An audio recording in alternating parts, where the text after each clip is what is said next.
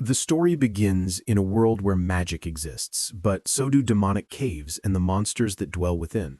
This magic also awakens special powers in certain individuals, known as the Awakened, and the most powerful team among them is the Divine Corps, led by the formidable Bai Yi. He has been their commander for 10 years, and his team includes Ling Yue, an assassin, Han Xiaoling, a mage, Lucian, a support member, and an archer. They are on a very important mission, and their goal is to kill a demon king named Belphegor.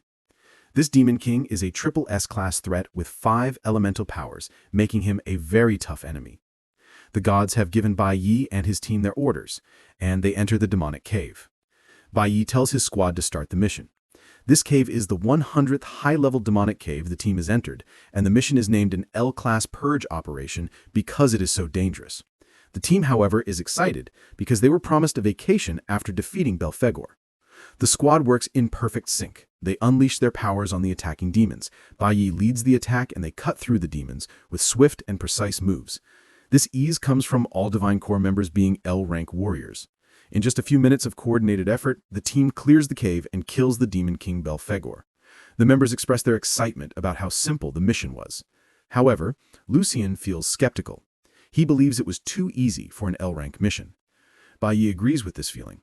The intelligence he received stated Belphegor had 5 elements and a hidden skill. While Bai Yi analyzes what could be wrong, Ling Yue hugs him from behind. She asks if he will treat them to a feast. He feels tired of her and pushes her away. He tells the team they will have dinner at their usual spot. Han Xiaoling cannot believe their captain is rejecting a chance with Ling Yue. Then they notice the last team member is missing. This member did not help during the fight and is nowhere seen. The team is not concerned since they completed the mission. Suddenly, the missing member, the archer, appears behind them. He raises his hand and declares the start of the purge operation. Right then, Han Xiaoling is hit in the head with an arrow, dying instantly. Shock fills the team as they see Han Xiaoling on the ground. Half of his head is gone and blood spills onto the floor. While the team remains in shock, the traitor reveals that God assigned him the purge mission. Bai Yi tries to move, but finds he cannot even flinch his body. The traitor explains they have been eating breakfasts with paralytic powder for the past month.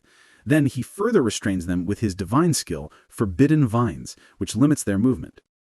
The traitor arrogantly explains he was assigned to wipe out the team and needed preparation. Bai Yi and the others ask why he betrayed them. The traitor replies that it is God's decree to eliminate the L-class warriors. He tightens the vines on Bai Yi and the others, forcing them to scream in pain. Ling Yue and Lucian slowly lose their consciousness while coughing blood.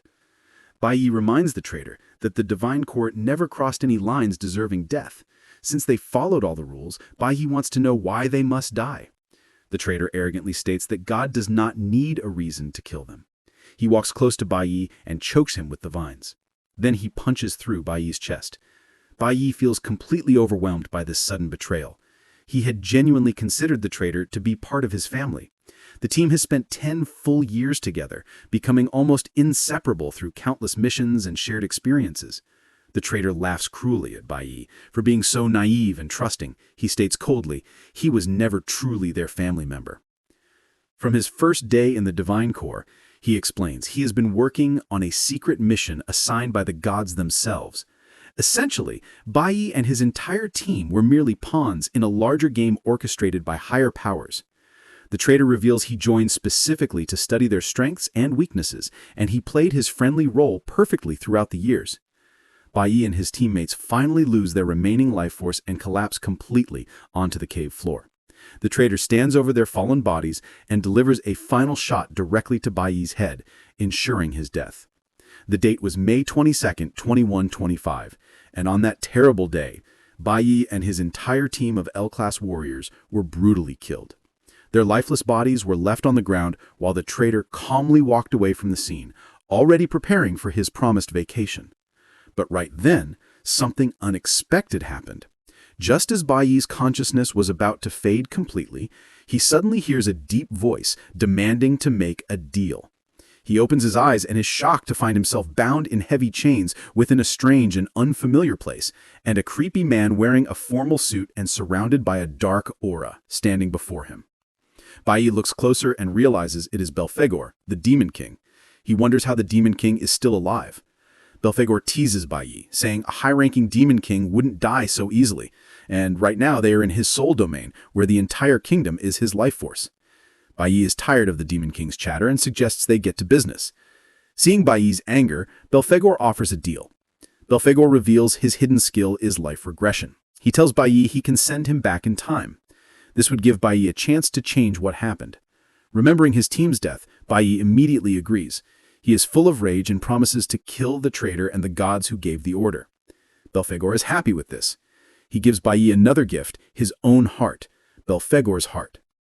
Bai Yi asks why the Demon King is helping him, but he is sent away before he gets an answer.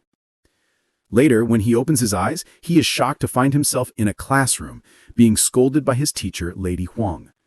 It turns out Bai Yi has traveled 20 years into the past, to the year 2010. He is now back to being a student in the Awakened Academy's middle school division, reliving the days before his powers first awakened. And that's all for today.